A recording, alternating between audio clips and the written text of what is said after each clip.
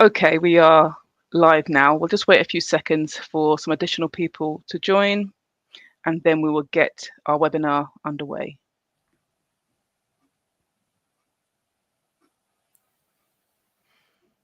Okay, well, it is 1 minute past. I'm hoping we have a few more people join the session, but we will get it underway because I know this is a lunch and learn, and people will be going back to their lunches, I'm presuming, and wanting to get something to eat. But also, the live stream is recorded, and so for those who are unable to make it today, you can pick it up on the Communicate Inclusively YouTube channel. So welcome everyone to our first webinar of 2025. I am super excited to be here and to kick off the year with this planning webinar. My name's Atlyn Forde. I'm a thought leader in workplace inclusion, and I'm thrilled to host today's session and to be joined by a very special person, Tisha Thomas, who is a HR expert. Tisha will be sharing her experiences and insights throughout this session, but it's great to start this year with a plan for impactful change. So here's our agenda for today. I'll lead the discussion on these key topics, and Tisha will share her expertise and real world experiences to deepen our understanding and to provide actionable insights, because it's all about practical action today. We have a plan, but it's really not just about theoretical approaches to inclusivity in the workplace. We really want to give you some practical things that you can go away and implement after the session. So Tisha, let's get started. Can you share a bit about your current and previous work experience on inclusion in the workplace? So I've got over 20, going 30 years experience in HR. And my expert relies on mainly in employee relations, and employee relations does involve inclusion. So every aspect of employee relations does include inclusion, because it looks at in terms of casework, and also we do a lot of policy writing, and we need to ensure that policies are inclusive across the organization, and looking at the impact in terms of equality impact assessment. So every aspect of my roles included inclusion. So it's making sure that we've got that understanding to ensure that staff are engaged across the organization. Yeah, and that's why you're the perfect guest to have on the session today. I'm really delighted to have you and interested to hear all about the great work that you're doing and what you have done in the past as well, and what your plans are going forward. But let's get stuck in then and talk a bit about that planning and why is it so important. I mean, planning your D&I approach ensures that your efforts are strategic, and that's really important and also impactful. And I think also in light of the current pushback, I think more organizations want to see more of a strategic approach to inclusion and D&I, so that kind of limits the pushback when you have got insights and data backing up your approach and you show that you're organized and you have got a plan. Without a plan, initiatives risk being fragmented potentially, or even superficial and performative. A well-planned strategy aligns with your business goals, and that's really important so that it is really relevant and that all stakeholders can see the value that it brings. It also fosters innovation. When people feel comfortable, a sense of belonging and inclusion, they're more inclined to come forward with ideas and to work better together as a team. It creates a sense of belonging for everyone, and everyone should feel part of your D&I and your inclusivity strategy. It also allows time to reflect on previous initiatives and engage stakeholders for input. So, as you kind of build on your new strategy for 2025, it's important to reflect on what you did in 2024. And that's what we've done, always kind of along the way, getting feedback from colleagues that we can look at, checking on our engagement surveys from 2024 and how can we bring that into 2025. So it's really important to always reflect and look back, look at what worked well and maybe things that you could be working on and improving going forward. And finally, it ensures that sustainable approach to your initiatives and that they spread across the year. Now, what I have seen with some D&I strategies or initiatives is that it's very much last minute in terms of the planning that they're doing. And that means that you may not have access to resources, or time is limited to do it really effectively. No one's really aware of what's going to be happening, and so the engagement and participation is quite low. And so in terms of spreading those initiatives out, giving people ample notice is also really important. So Tisha, can you tell me any additional things in terms of, from your experience, the importance of planning on your inclusion and D&I work? Yeah, planning is extremely important in terms of D&I work, because without planning, you don't get that employee engagement, and that could impact on the culture that you're developing and the ethos within the organization. And planning also involves ensure that you involve key stakeholders in the planning process, to ensure that the strategy, the policies, the procedure reflect the organization's values, morals, and planning also ensure that not just key stakeholders, but also involving staff at all levels within the planning process. Definitely. I mean, I think, I have been, involved in initiatives where the planning hasn't been great, but also I've been involved in annual plans that have been amazing, and it has been a real stark difference. So, planning can be the difference between like short-lived initiatives versus really long-term transformation. And that's what we're about, really. We want to be Yeah. creating long-term transformation in 2025 and beyond. So yeah, thank you so much for sharing those thoughts, Tisha. All right, but what are the benefits then? We've touched on a few things here, but I just want to run through. I've got something in my eye. Just want to run through a few more things. So, strategic planning benefits your organization in multiple ways. Culturally, it boosts engagement. For the business, it enhances reputation and drives growth. And again, I think in these times, it's really important to stress the benefits to the business in terms of being able to grow, to kind of retain your staff, and to enhance your reputation amongst your customers or your clients.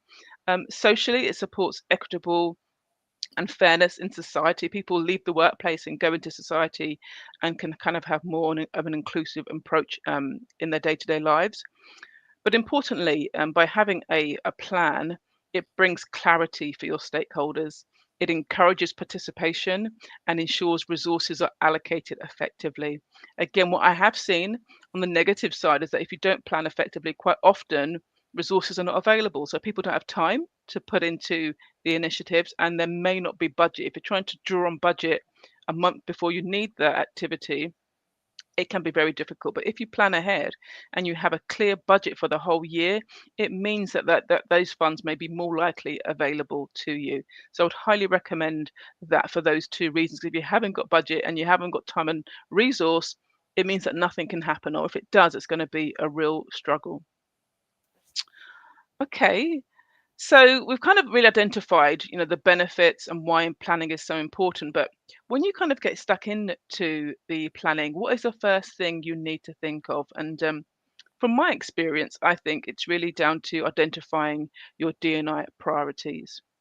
Start by auditing your current practices, as I mentioned earlier, also your policies, which Tisha mentioned that she does a lot of work on ensuring that the policies are in a good place. Look for alignment with your broader business goals, which I've mentioned. Another thing, going back to the policies, that they need to be reviewed regularly. You can't just do it once because things change in the organization. So you need to identify and look at your policies to help you see what the priorities are. Do things need to be changed? And sometimes it can take a bit of time. A policy, is quite a detailed and important document. So you may need to create a plan whereby you schedule that update later in the year and when it's feasible to do so and when you can engage the relevant stakeholders. But as I said, to look for alignment with your broader business goals is also really important, again, to always ensure that all your stakeholders, all your executives can see how D&I and inclusivity is very much central to all the work that they're doing as well as a business. To review your outcomes from your previous initiatives, this can also help you to identify whether you want to continue with that. Maybe you didn't complete the work in the previous year, or maybe you think you're in a really good place on whatever it was that you focused on, whether it was gender, whether it was race, whether it was kind of leadership, whether it was unconscious bias, social mobility, disability. There are so many aspects of inclusion. And the reason why I say identify your priorities, because you cannot do them all. Okay, if you try to do too many, it means you can fall over and not really make an impact on any of them. So this is why identifying those priorities are really important, but always looking back and just checking on the progress you made on the previous ones and deciding whether you want to continue or look at different initiatives in the new year. Gather input from your colleagues, find out from them what they thought of your previous activities, and that could be a focus group, it could just be having conversations, it could be doing a survey. Also looking at data, and this is what I, really value so much, data and insights. And it could be as simple as looking at how many people opened one of your inclusion emails or how many people attended a webinar. Or it could be something much more detailed in terms of maybe demographic data that you have available in your organization. And this can really give you an indication in terms of maybe which groups are in the minority. Maybe through that data, you can see which groups have got higher absenteeism, or maybe which groups you're not retaining. And this maybe give you a bit of an indication of maybe some of the areas that you should be focusing on. What group should you be trying to create more belonging on? Maybe that could be where the data is kind of leading you to. You can also look at exit surveys. I know, different organizations do them in different ways, but there can be some real nuggets of information in there with regards to why people are leaving. And if it is because they didn't feel a sense of belonging, why was that? Or was it because the reasonable adjustments weren't made? Maybe that might indicate you need to look at that within your policies. Maybe it's to do with their manager. Maybe you need to do some more management training. So again, exit surveys are also a great place to look for insights to help you develop your D&I strategies, but also engagement surveys. Now, this is obviously to help everyone across the business, but there are also really good insights in those engagement surveys in terms of how people are feeling in your organizations. So do take a look at those and see if any of those insights can help you in terms of building a really, I guess, tailored strategy and plan for the year ahead. These can really determine your focus areas, whether it's recruitment, leadership development, or establishing an employee resource group, which we all understand can be very beneficial in terms of supporting those groups, but also helping to define the policies and initiatives to kind of create more belonging in the organization and understanding and awareness amongst the people in the business. So Tisha, I said quite a bit there, but it'd be great Yes, you to did. hear from you in terms of how do you recommend organizations go about identifying their top priorities in their organization? So what you've mentioned there earlier is those are the types of things that I would identify in terms of recommending priorities. But in addition to that, I just want to emphasize the importance of the engagement survey or the staff survey. So that will, and also ensuring that when you're developing those surveys, it captures a life cycle of an employee from recruitment to end of employment, and reaching out to individuals that have left the organization in terms of exit surveys, and also ensuring that we engage individuals and include key stakeholders, for example, your trade unions. So if the environment is one where they recognize trade unions or staff forum, that they can be really, really helpful in terms of identifying the priorities, top priorities, inclusion priorities within the organization. So all the approaches that Atlyn mentioned, those are the ones that I would have included, but also in addition to the emphasis on staff survey, even doing short pulse surveys specific to a particular issue that you might have picked up within the staff survey itself. So if there are concerns around line management of staff, where the survey focuses on how staff is supported by a line manager, you could do pulse surveys, for example.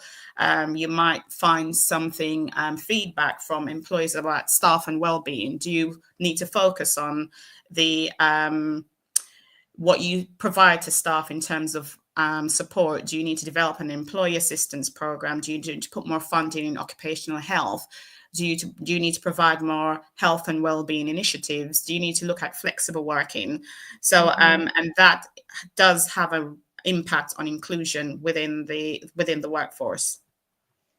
Yeah, great points there. Yeah, thank you so much for touching on those. I hadn't really thought about the trade unions before, but I guess that's a really helpful thing to bring up as well. So yeah, and also those pulse surveys, looking at the data you have and diving a bit deeper by doing that. So yeah, some great thoughts there, Tish. Thank you. Okay, so if you're with us today, I'd love to get your thoughts on some of the things we've spoken about today. Do drop a comment in the comment box to say hi that you're here. But also, it'd be great to get your thoughts on this question to see really what progress have people been making. Um, on a scale of 1 to 5, how far have you progressed with your inclusion plans for 2025? And I know many people that I've spoken to are just literally getting started. So that isn't a bad place to be because some people don't really get into the planning until much later into Q2 sometimes. So if you want to kind of share your thoughts, you can go to menti.com and enter the code there 15562881. Or you can also use the QR code that's on the screen now and enter your feedback or thoughts on your phone. I'll leave that up a little bit as I move on to the next point. And I guess the one thing I wanted to mention was that, sometimes developing these plans can take a bit of time, especially if you're looking to gain input from other stakeholders across the business. For us, we start our planning actually in September in the previous year. And the initial, I guess, kind of coming together and thinking about our plans for the year coming is really a reflection on what we've been doing, really gathering feedback on what's worked well in the year from the D&I committee, but also starting to think about what are some of the initiatives that we'd love to kind of move forward with. We have quite often, I guess, overcommitted and been over ambitious. And so there's always a continuation of work. And I think that's really good that there are key themes that you continue working on. You don't have to always start afresh or with a clean slate every year. You can continue things. And I think this really helps to embed the learnings and the culture if you continue with themes and people become very familiar with it. I'm going to move on. I guess no one's going to share their thoughts on this, but this will be available within the recording. So if anyone wants to kind of share some insights, it's really beneficial for us to see where people are at. Then it would be great for you to share your thoughts on that as well. Oh, there we go. There are a few. Thank you so much. So we've got one person who's doing really well in terms of the implementing actions in terms of their planning, and another who said they're identifying priorities. And it's great that people are looking to identify those priorities and really understanding that you can't do everything all at once. And someone's just getting started. Yeah, and that's a good place to be. And being on this session today will hopefully be really helpful for you in terms of just getting started. Thank you, everyone who took part in that. Okay, so I want to talk a bit about models and frameworks, which can be really helpful in terms of understanding where you are. And so we would often use a D&I maturity model. And again, when dealing with stakeholders and executives, they often like a framework and a model so they can understand where they are as a business as well. So as a D&I leader, you're talking in the language that executives and boards can understand. This is just an example of one D&I maturity model. There are many of them out there. But essentially, kind of as you start on your D&I journey as an organization, you're at level 1, whereby the organization is new to D&I, but they're aware that it's something they should be looking at. And then level 2, where a lot of organizations get to really, is around really focusing on the compliance and the legal side. They'll do the bare minimum to meet the legal requirements or the regulatory requirements within their sector. I'm presuming they would be abiding by the Equalities Act and are very much aware of that. But beyond that, they're not doing much more. But this is where I would expect most organizations to be at level 2. Now, those who start to build out D&I strategies and D&I plans will be moving on to level 3, the tactical phase, whereby D&I has become connected to business initiatives and outcomes. And by having a strategy, you have got those objectives, you have got outcomes, and you're starting to see the impact of the work that you're doing.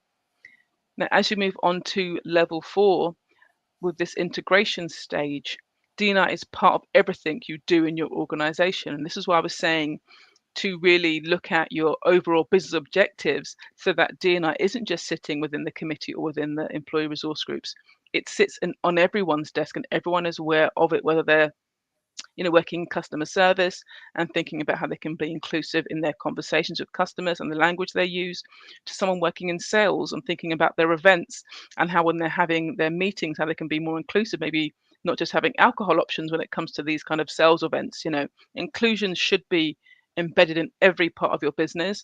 And that's when you've kind of reached level 4 in terms of integration. And then the highest level is this sustainability. And this is why I think the planning and the strategy is so important, because what you want to happen is that your D&I efforts remain strong over time throughout, and your efforts are improved over time. And so it means it's a consistent thing. It's not like, oh, while we're doing D&I this year, it's expected, and it's a sustainable approach. It's a long-term approach and vision to diversity and inclusion, and it's a priority within your business.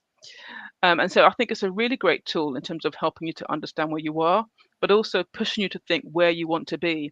And if you do some additional research on Google, there is, much more detailed information on these models and frameworks. And if you look on our website, communicateinclusively.com, you'll also see articles and toolkits around this maturity model as well. But I highly recommend it. I found it very helpful when doing presentations in terms of assessing and planning as well. Okay, so I also wanted to talk a bit about feedback and support. But before I do that, we have also got a chat function here. Oh, Chantel, I've just seen the chat. Thank you everyone for leaving your comments. A few people left comments. Hi, Chanel, Chantel, Laura, it's great to have you here with us.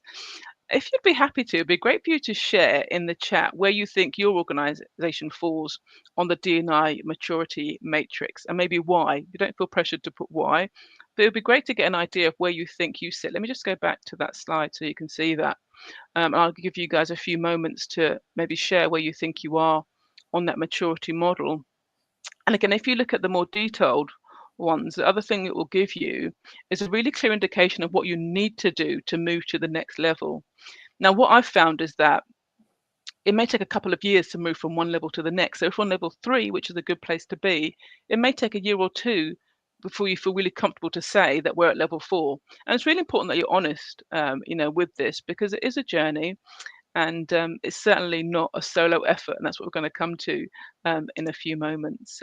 But do please share your thoughts on your organization and where you think you are. It'd be great to see that. Okay, so let's talk a bit about feedback and getting support. Because as I mentioned, inclusion isn't a solo effort, and establishing feedback structures like town halls, like those pulse surveys that Tisha mentioned, or engaging leaders, again, that's really helpful to kind of get those leaders on board, because inclusion isn't just bottom up, it needs to be top down, and you really need to have those executive sponsors and those leaders involved in the discussion and providing feedback. And this will build trust and ensure that all voices are heard.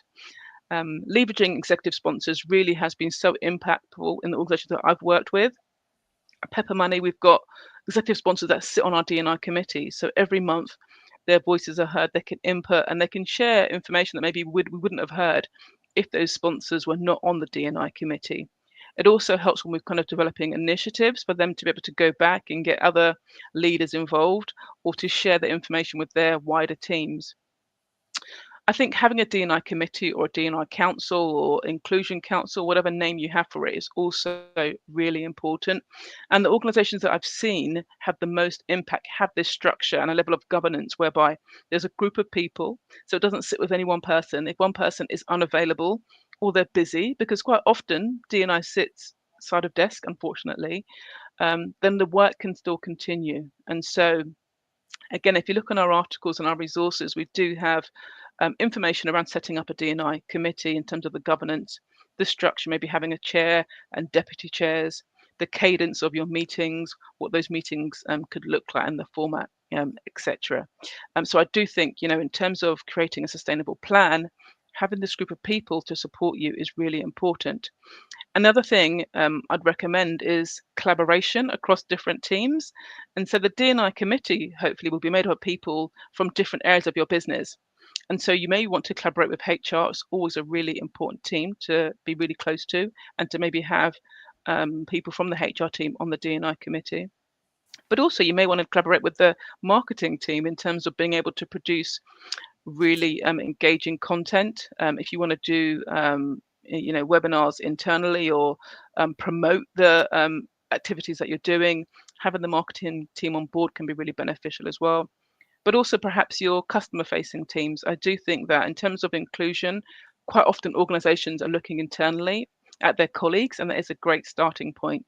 But I think, to be really impactful, you should also be looking externally and seeing how inclusive you are to your customers, and how they feel when they're engaging with you, whether they feel that they're being respected, that there's inclusive language, whether your website is inclusive, your policies that link are related to customers, how inclusive are they?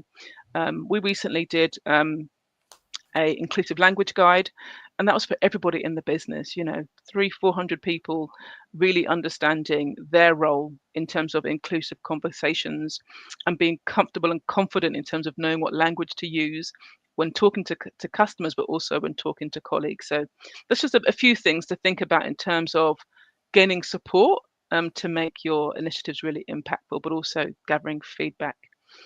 Again, Tish, I've covered quite a few things there, but it'll be great to see what kind of approach you've used to ensure that diverse voices are included in terms of your D&I planning. Would you be happy to share a few things on that? And also in the chat, Yeah, if you've got absolutely. any thoughts or ideas, it would be great to share them in the chat as well. Please do share your thoughts. Sorry, Tisha, Yeah, I go ahead. think there are various ways in terms of ensuring that diverse voices are included. And I think the starting point for me, which is quite important, is to ensure that your line managers are fully trained and equipped with the skills, knowledge, and experience to line manage staff around communication, around coaching, around conflict resolution. So if managers are able to have those effective skills, it's important that they're able to listen to those diverse voices, whether it's around how the organization is being run, whether it's how you resolve an issue, and how you feed that back into strategies, policies, communication, operational requirements, etc. So I think the starting point for me is to ensure that your line managers are fully equipped in D&I training, which is very, very important, and also training line managers in general about managing staff, because that will have an absolute impact on staff being comfortable to come forward and speak to their line manager about issues that are affecting them, or even with their ideas, for example, how to make the workplace more inclusive. In terms of diverse voices, again, Atlyn mentioned about your D&I committee, but ensuring that the D&I committee have the right, in terms of committee members, that you've got representation across the organization, and that's also diverse in the committee members, which is very, very important. You've got your network. So, for example, we'll have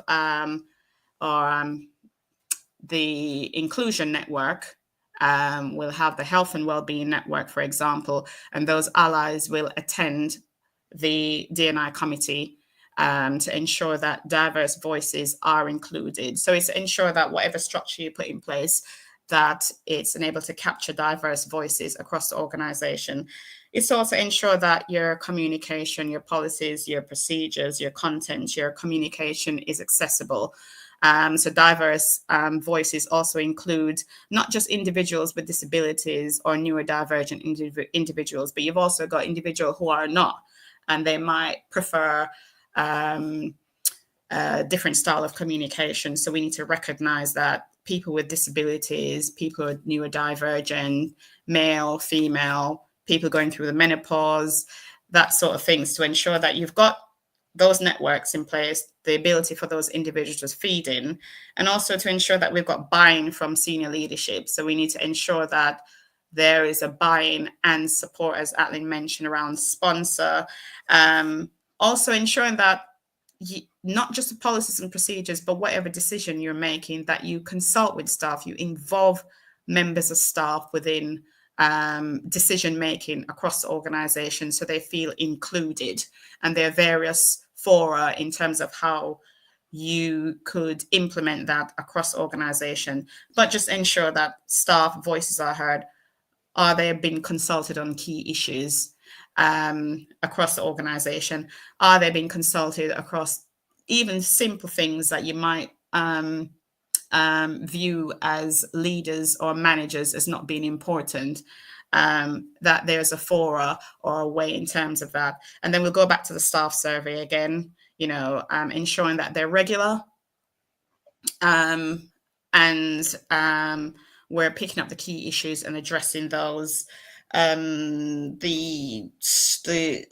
The networks, mentioned the networks, and those networks, and also we could have allies across the organization, in terms of and going back to trade union again, they could be really, really good allies in ensuring diverse voices are included, so they can be a force of positive as well.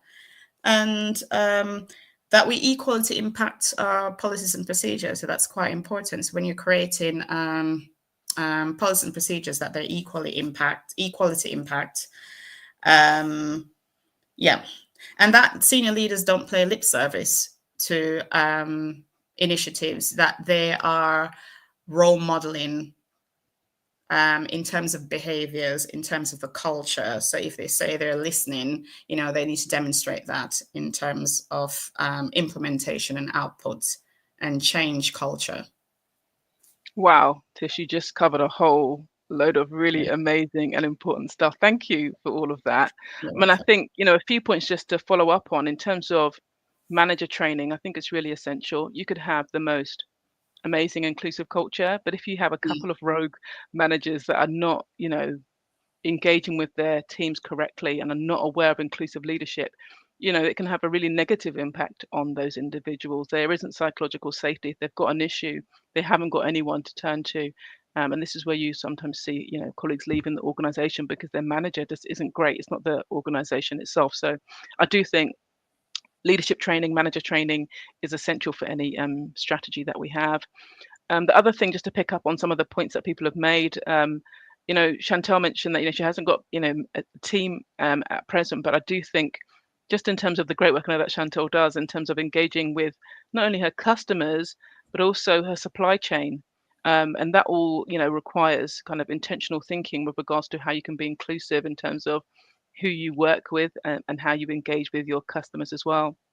And then Laura mentioned unconscious bias in relation to age. And age is one of the ones that we always include because it comes up so often. And there's a lot, I mean, Tisha, you probably know about this more than I, but in terms of disciplinaries and discrimination cases can quite often be linked to age. And I think in the Yeah. workforce now, we have so many different generations. I think they say 5 generations could be in any one workplace.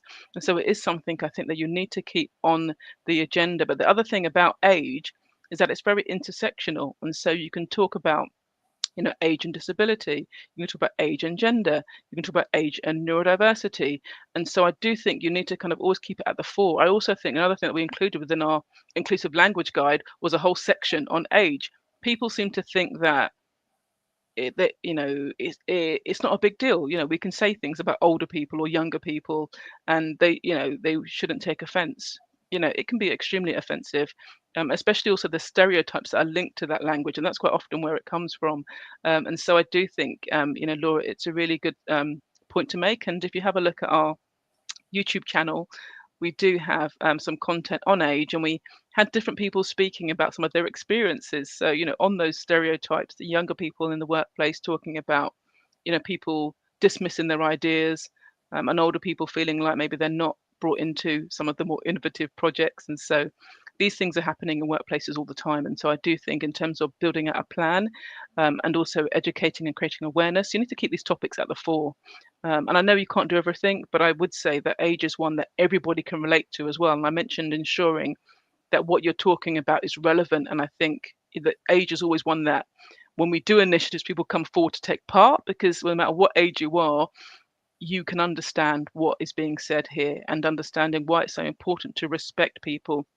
And I think the other thing you mentioned was just to regard to some of the small things. And I think things like in meetings, you would quite often get people who talk quite a lot and take a lot of space and air in meetings. How can you give space to other people to talk? And I think it can be very impactful in terms of that person feeling empowered to share their thoughts, having psychological safety. But anyone could be an ally to think, that person hasn't said anything in this meeting, but not waiting till the end, because sometimes people do that, like at the end say, oh, Sarah, you haven't said anything. What are your thoughts? At that point, that person may not be inclined to speak. And so I think if you're noticing that, repeatedly certain people are not contributing to meetings, that you should try to bring them in the middle and ask for their input on certain things in the middle of meetings. So it seems like something quite small, but it can have a really big impact on those individuals. And again, can be included in manager training. So everyone in the business is aware that they should be doing this and looking for everyone to have a voice in those meeting settings. All right, I'm going to say hello to Angela Sorry, and then move on. sorry, Sorry. Alan, I forgot to Go mention ahead. was about in terms of ensuring diverse voices are included. It's also looking at the demographics of the workforce in terms of the makeup around age, gender, ethnicity, nationality, um, and developing initiatives. Say, let's say, for example, Black History Month, Disability History Month is another example that springs to mind, and raising that raising awareness and understanding across the organization, and ensure that you carry that on as part of the strategy. So when you're raising awareness, and you mentioned someone touched on unconscious bias. So these ongoing initiatives can be another way of recognizing and ensuring diverse voices are included, and also ensure that the workforce in itself is not formally trained, but you're raising that awareness. And it depends on the budget of the organization, the size of the organization. If it's a small organization, it's probably just about communicating that, identify a calendar across the year in terms of the key initiatives, and reaching out to staff. Yeah, certainly. And I think a lot of organizations at the start of their journey would focus on awareness days. And I think that can be a really good starting point if they're not really sure what the priorities are within your organization. I think another thing that works really well, if you do have staff networks or employee resource groups, is for them to collaborate. And within our organization, we had, a D&I committee and quite a few different working groups and staff networks. But with everyone doing their own individual thing, it became quite confusing for colleagues. And so what we started to do is to collaborate. Can two staff networks do something for International Women's Day? Is always a big one, right? So we've got Women in Business group, but potentially they could partner with the Wellbeing group, and you could do something around that, or they could partner with the D&I committee and do something around women and confidence and social mobility. So I do think, if you want to kind of create a really comprehensive plan that touches everyone in the organization, but means that there's no burden on one person too much, I think collaborating across committees and working groups can be a really great way of doing that. So we're going to open the floor shortly, but if you can start popping your questions into the chat, that would be great. But I've got just a couple more things that we want to talk about before we open the floor, but do pop them in now and then we'll go back to them shortly. Tisha touched on this, but I think it's a really important thing to talk about in terms of avoiding being performative and just doing D&I initiatives for the sake of it. And quite often, sometimes if your organization is just focusing on those key awareness days like International Women's Day or Pride, it can sometimes seem performative, which is why at the beginning I mentioned about identifying your own priorities, so that although Pride Month is a fantastic time and you may want to do an initiative around that time, perhaps that isn't your key focus. There may be other key focuses that you want to do something bigger around. And for us, we've done something on allyship year on year. It's one of our big values within our organization. But allyship would cut across many different areas of the protected characteristics and initiative wise. And so just think about that and how you approach it very carefully in terms of, for each of the things that you decide to do, define clear, measurable objectives for each of them to focus on the long-term impact. What are you actually trying to achieve at the end of this? And really thinking about what are those success measures. And I've spoken before about doing initiatives like webinars, personal perspectives, and I've found those can be really impactful. We did a webinar with quite a few neurodivergent colleagues, and they were sharing their personal experiences within the company, but also in other organizations. And it was really kind of quite emotional for some people that were sharing their experiences. but also it was very impactful for people who were watching it, colleagues who had themselves never spoken about being neurodivergent in any company, but by seeing other colleagues being very vulnerable and sharing their experiences, they felt safe to talk to their manager about it after this webinar. And so I think for me, that was one of the really impactful things, that someone who had, in their 30s and 40s had, been neurodivergent. They knew it, but they'd never disclosed it to any of their organizations. But following that webinar, they felt that they were in a safe place, they were not alone, and that they would be treated with respect and with empathy, and they were able to speak to their manager about it and get the reasonable adjustments that they needed. Now, for me, that is the kind of impact that we want to hear, that people are feeling psychologically safe, that they are able to have those conversations with their managers. And so that's the kind of thing when I'm talking about what kind of impact are you having, and ensuring that it's not performative in terms of what you're doing just for the sake of it, just for being seen to be doing something. We really want to be thinking about impact on colleagues and customers and on the overall culture of the business. Okay, so just before we open up for questions, do please pop them in the chat. I've got two more questions for Tisha. So the first one is, can you share an example of a successful initiative and how you knew it was effective? So I just gave an example, but it would be great to hear from you on one of those as well. So the one that I can think of is where, as part of Disability History Month, I created a suite of guides for managers and staff. And it was about raising awareness about disability, where the disability legislation started. And the emphasis on Disability History Month was about reasonable adjustments in the workplace. So I put together a comprehensive suite of material, guidelines, and as part of that, I also developed a reasonable adjustments policy. What we did with a roadshow, so we went throughout the organization,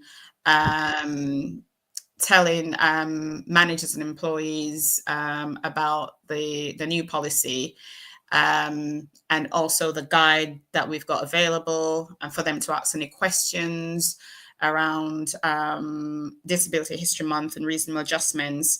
And what I've found in terms of the impact is that it's definitely increasing awareness in terms of what support we've got in place. Managers are more confident in managing not necessarily issues, because sometimes it could be issues around, if a member of staff got a disability or a long-term health condition, how they could be supported. So they are more confident, so they know how to approach that conversation, what support to put into place, what to consider in terms of reasonable adjustments. So that was quite effective. So it was managers being confident, and it also reduces the risk around disability discrimination across the organization. Yeah, that's a great one. I like the idea of a roadshow. I think going out and talking to people, especially if you've got multiple sites or different departments spread across your organization, I think going and talking to people or doing drop-ins so people don't feel like, they're on the spot, I think is also a great way. So thank you for sharing that. We're going to be wrapping up soon. So again, if you have any questions, do please pop them in the chat. I'd love to be able to answer any questions that you have. But in the meantime, we have created a toolkit to, as I said, have that real practical approach. So you can use the QR code here. It's 8 steps to kickstart your inclusivity strategy, and it will help you to identify and address those critical inclusion gaps that you may have. There's like an activity to do, a few questions to answer, but also how you can translate your D&I goals into actionable plans, etc. So do please have a look at that. You can use the QR code, or if you go to the resources page on our website, the toolkit's there along with many others. So if you haven't been to communicateinclusively.com, please do visit it. We've got, as I said, many resources that we have available in the resources section and in the articles section as well. Another thing you may want to take a look at is our 5-day Kickstart Inclusion Challenge. And essentially over 5 days, you can kickstart your understanding and knowledge around inclusion. It's a series of videos for you to take part and to watch each day. And also, Communicate Inclusively is a consultancy, and we're here to support you on your inclusivity journey. individually or as an organization, we can help you develop a strategy. We can do an audit, we can do training, etc. So, if you need any support or help, do please get in touch. Email us at hello@communicateinclusively.com. Okay, I can't see any other questions coming in. I thought you guys were going to bombard us with questions, but we don't appear to have any. But we are coming up to 12:45. Well, it's bang on 12:45, so I think that's absolutely amazing. But if you do have any questions in the meantime, you don't want to put it in the chat, that's fine. You can DM me on LinkedIn or send me an email. I'm always happy to help and support wherever I can. So on that note, I just want to say thank you to everyone who joined us today, and a big, big thank you to my good friend Tisha for joining and sharing so many helpful insights. She's really experienced in HR, and we haven't really had a chance to really have a webinar before, but I've really enjoyed this conversation with you, and I really want to thank you for taking the time out to join, because I know you've got a very busy day. So thank you, and thanks to everybody else. Thank you. Any last words? Yeah, no, you're welcome. All right, everyone. Well, I hope you enjoy the rest of your lunch, and I look forward to seeing you at the next webinar. I'm going to be doing them monthly, maybe even more frequently than that, because I've got a few other areas to cover in terms of webinars specifically for the travel and tourism industry. So look out for that as well. But yeah, thanks again for joining, and hi to Andrea. It's a pleasure to have you here as well, and thanks for your feedback. But take care, and bye, everyone. See you now.